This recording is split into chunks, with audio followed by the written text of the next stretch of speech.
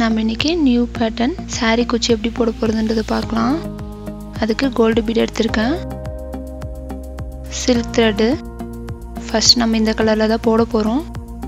Needle வந்து 9 number 9 0.85 mm needle. Okay, இப்போ start பண்ணலாம். thread-ஓட எட்ஜை இந்த மாதிரி நாட் பண்ணிக்கோங்க. 5 டைம்ஸ் சுத்தி எடுத்துக்கணும் thread-ஐ. சாரியோட ரைட் சைடு எட்ஜை பிடிச்சுக்கோங்க. பிடிச்சிட்டு நீடில இன்சர்ட் பண்ணி நாட் பண்ண எட்ஜ் இருக்கு இல்லையா, அதை வந்து அந்த நீடில் இன்சர்ட் பண்ண இடத்துல ஹூக் வழியாக எடுக்கிறோம். வெளியே எடுத்து நம்ம ஃபஸ்ட்டு டைட்டாக செக்யூர் பண்ணிக்கணும். 2 டைம்ஸ் நாட் போட்டுக்கோங்க.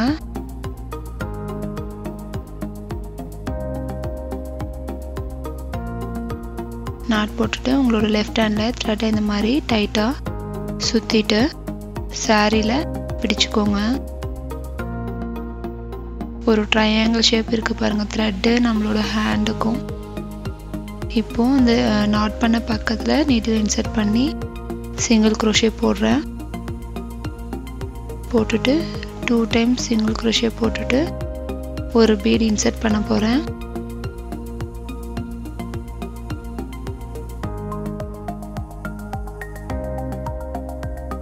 இன்சர்ட் பண்ணிவிட்டு நீடின் மேலே 1 டைம் த்ரெட் போட்டு பீடோட அளவுக்கு தகுந்த லென்த்தை வந்து சாரியில் விட்டு அந்த கேப்பை விட்டு நான் இங்கே போட்டுட்ருக்குறேன். டபுள் crochet போட்டுட்ருக்கேன். 1 டைம் பீட் இன்சர்ட் பண்ண போகிறோம். நீடின் மேலே 1 டைம் த்ரெட் போட்டு டபுள் crochet போட்டுட்ருக்கேன். ஃபஸ்ட்டு 2 டைம்ஸ் இருக்க த்ரெட்டை ஒரு லூப் ஆகும். அடுத்த 2 டைம்ஸ் இருக்கக்கூடிய த்ரெட்டை இன்னொரு லூப்பாகவும் எடுக்கணும் நம்ம. அதுதான் வந்து டபுள் crochet. இப்போ அகைன் பீட் இன்சர்ட் பண்ணுங்கள். இதே மாதிரி ஃபஸ்ட்டு ரோ வந்து நம்ம ஃபுல்லாக கம்ப்ளீட்டாக சாரீ ஃபுல்லாக பீட் ரோ வந்து கொண்டு வர போகிறோம். டபுள் crochet போட்டு பீட் இன்சர்ட் பண்ண போகிறோம். ரொம்ப பக்கத்தில் வந்து இன்சர்ட் பண்ணாதீங்க. இந்த நீடில் வந்து சாரியில் இன்சர்ட் பண்ணும்போது ஓரளவுக்கு கேப் விடுங்க, அப்போ தான் வளையாமல் வரும். ஸோ இதே மாதிரி நம்ம சாரி ஃபுல்லாக போடலாம்.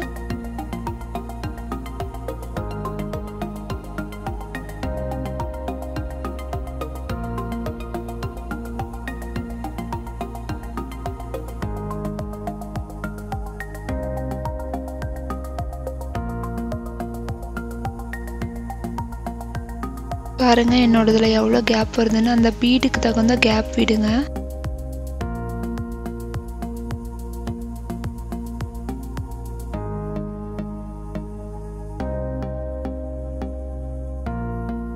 ஓகே, இது முடிச்சுட்டு நம்ம நெக்ஸ்ட் லைன் எப்படி போட போறதுன்னு பார்க்கலாம்.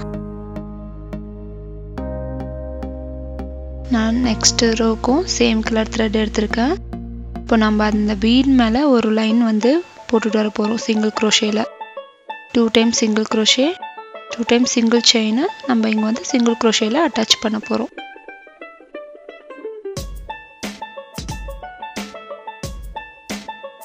டூ டைம் சிங்கிள் செயினை கீழே அந்த சாரீக்கும் கொஞ்சம் மேலே வந்து ஒரு பாயிண்ட் தெரியும், அதில் வந்து நீடில் இன்சர்ட் பண்ணுங்க.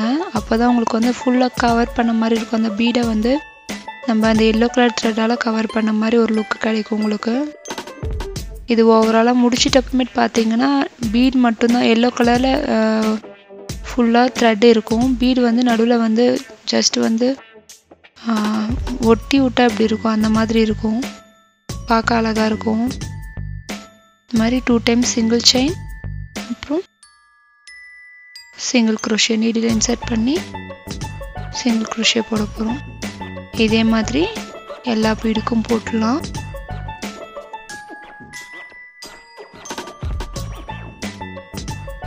இப்போது அதை முடிச்சுட்டு நம்ம தேர்ட் ரோக்கு வந்திருக்கோம். நான் ஆரஞ்சு கலர் த்ரெட் எடுத்திருக்கேன்.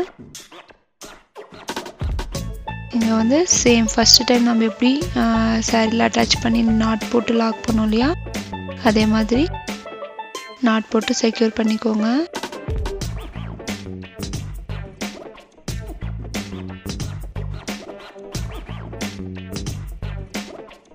பண்ணிவிட்டு இப்போ வந்து நம்ம ஃபஸ்ட்டு ஒரு சிங்கிள் செயின் போட்டு சிங்கிள் crochet போட்டுட்டு 2 டைம் சிங்கிள் crochet போட்டு நீடில் மேல் த்ரெட் போட்டு ஃபுல்லாக எடுக்க போகிறோம். ஹாஃப் டபுள் crochet போட்டுட்ருக்கோம். இது வந்து இந்த ரோ ஃபுல்லாகவே ஹாஃப் டபுள் crochet தான் போட்டு வர போகிறோம்.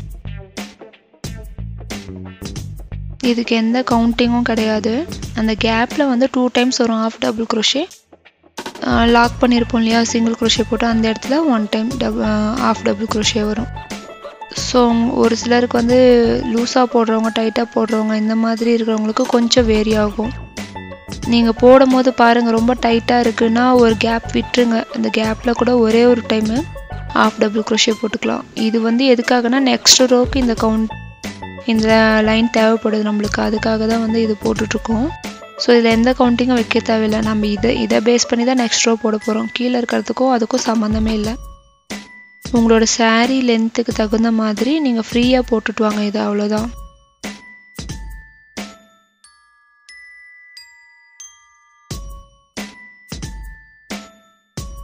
சுருக்கம் இல்லாமல் வரணும்.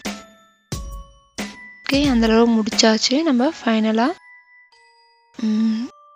அந்த பேட்டர்ன் கொண்டு வர போகிறோம், நியூ பேட்டர்னை. ஸோ ஸ்டார்டிங்லேயே நான் வந்து ஒரு பீட் இன்சர்ட் பண்ண போகிறேன். இது வந்து இந்த பேட்டர்ன் பார்த்தீங்கன்னா சாரீஸ்லலாம் கோபுரம் சொல்லிட்டு ஒரு பேட்டர்ன் போட்டிருப்பாங்க, அந்த ஸ்ட்ரக்சர் வரும். இதுக்கு என்ன நேம் வைக்கிறதுன்னு தெரியல, அதனால நான் நியூ பேட்டர்ன் சொல்லிட்டு இருக்கேன். ஓகே, 3 செயின் போடுங்க.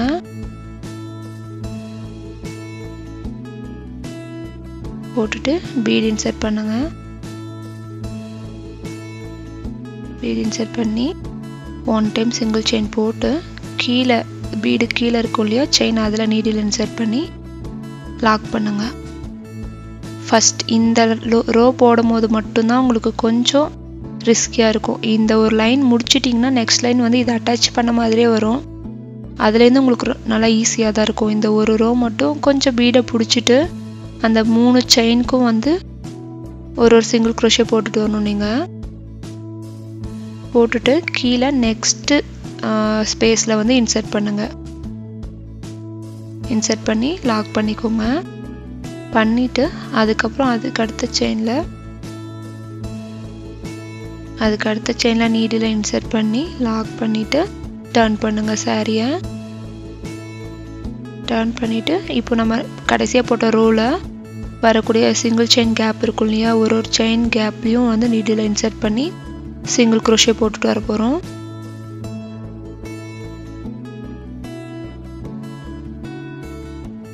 சிங்கிள் crochet ஒரு கேப்புக்கும் போட்டுட்டு கடைசியாக வந்து ஒரு செயின் போட்டு நம்ம லாக் பண்ணியிருப்போம் இல்லையா பீடுக்கு அப்புறம், அந்த ஒரு செயின்லேயுமே வந்து ஒரு சிங்கிள் crochet போடணும். போட்டுட்டு 2 டைம்ஸ் சிங்கிள் செயின் போட்டுக்கோங்க.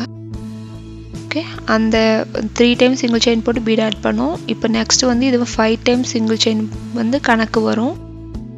ஓகே, பீடை ஆட் பண்ணிவிட்டு ஒரு சிங்கிள் செயின் போட்டு 1 சிங்கிள் செயின் போட்டு சாரியை டர்ன் பண்ணி பீடு கீழே இருக்கக்கூடிய செயினில் நம்ம இன்சர்ட் பண்ண போகிறோம்.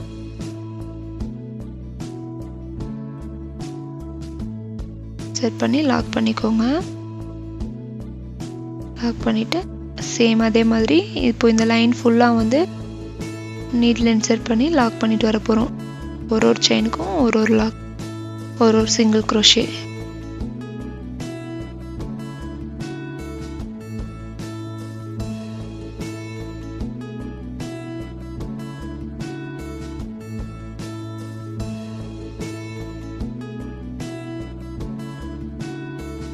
இப்போ முடிச்சதும் நெக்ஸ்ட் செயினில் தான் லாக் பண்ணணும். கீழே லாக் பண்ணி ஸ்டார்ட் பண்ண சேம் செயினில் லாக் பண்ணாதீங்க.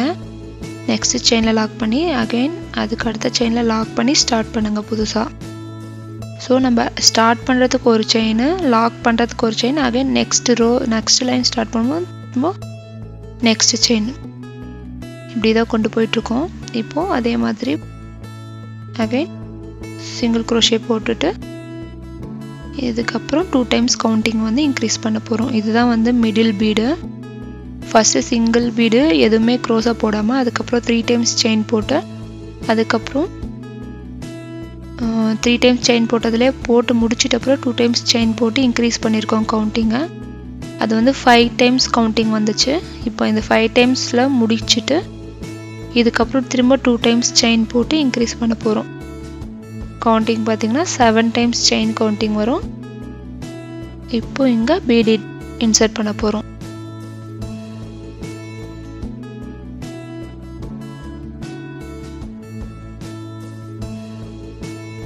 இந்த டிசைன் நான் கோபுரம் டிசைன் போட்டப்போ இந்த மாதிரி பேட்டர்னில் போட்டு காட்டுங்கன்னு ஒருத்தவங்க ரெக்வஸ்ட் பண்ணியிருந்தாங்க ரொம்ப நாளைக்கு முன்னாடி. இப்போ தான் அது அந்த பேட்டர்ன் வந்து வந்தது. ஸோ இப்போ தான் போட முடிஞ்சது.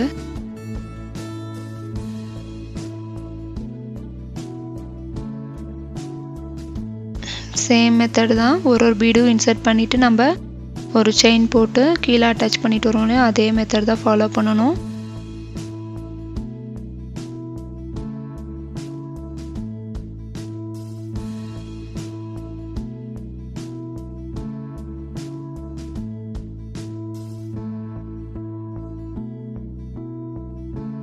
ஒரு செயினுக்கும் ஒரு சிங்கிள் crochet.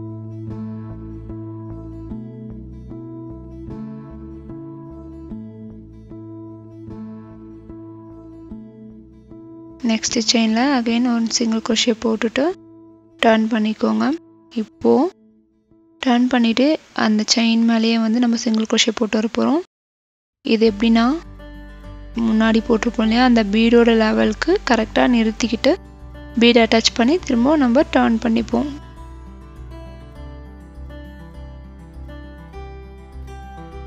பாருங்கள் இங்கே காமிக்கிறேன் நான். அந்த பீடு வந்து எங்கே எண்ட் ஆயிருக்கோ அது வரைக்கும் நீங்கள் செயின் போடுங்க.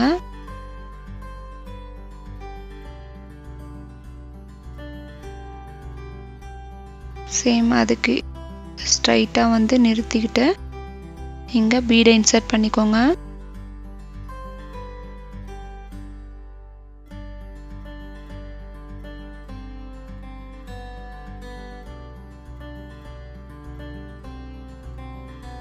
இன்சர்ட் பண்ணிவிட்டு கீழே வந்து லாக் பண்ணிக்கோங்க. பீடு கீழ் லைனில் லாக் பண்ணிவிட்டு சேம் கண்டினியூ பண்ணுங்கள். Same process. ஈச் சிங்கிள் crochetக்கும் ஒரு சிங்கிள் crochet போட்டுட்டு வர போகிறோம். ஒரு செயினுக்கும் ஒரு சிங்கிள் crochet.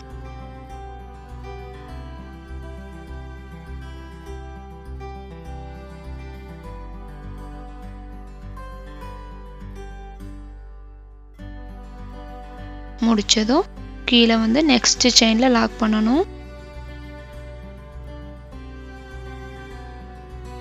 லாக் பண்ணிவிட்டு திரும்ப ஸ்டார்ட் பண்ணும்போது அதுக்கு அடுத்த செயினில் இன்சர்ட் பண்ணி நீடில் சிங்கிள் crochet போட்டுட்டு சாரியை டர்ன் பண்ணி ஸ்டார்ட் பண்ண போகிறோம். கீழே இருக்க செயின்லேருந்து ஸ்டார்ட் பண்ணி இப்போது 3 டைம்ஸ் சிங்கிள் செயின் போட்டு பீட் இன்சர்ட் பண்ணியிருப்போம் இல்லையா, அந்த லெவலோடு நிறுத்திட்டு பீடை இன்சர்ட் பண்ணிக்கணும்.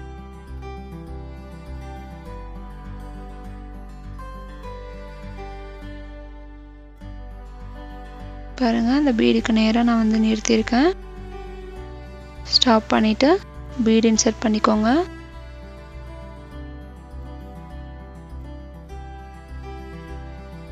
செட் பண்ணிவிட்டு டர்ன் பண்ணி கீழே செயினில் லாக் பண்ணி சேம் ப்ரொசீஜரு.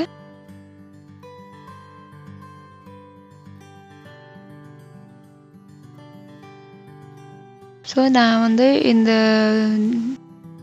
டைம் வேறு எந்த டிசைனுமே வந்து நடுவில் இன்சர்ட் பண்ணாமல் இதே பேட்டர்னை வந்து சாரீ ஃபுல்லாக கண்டினியூ பண்ணியிருக்கேன்.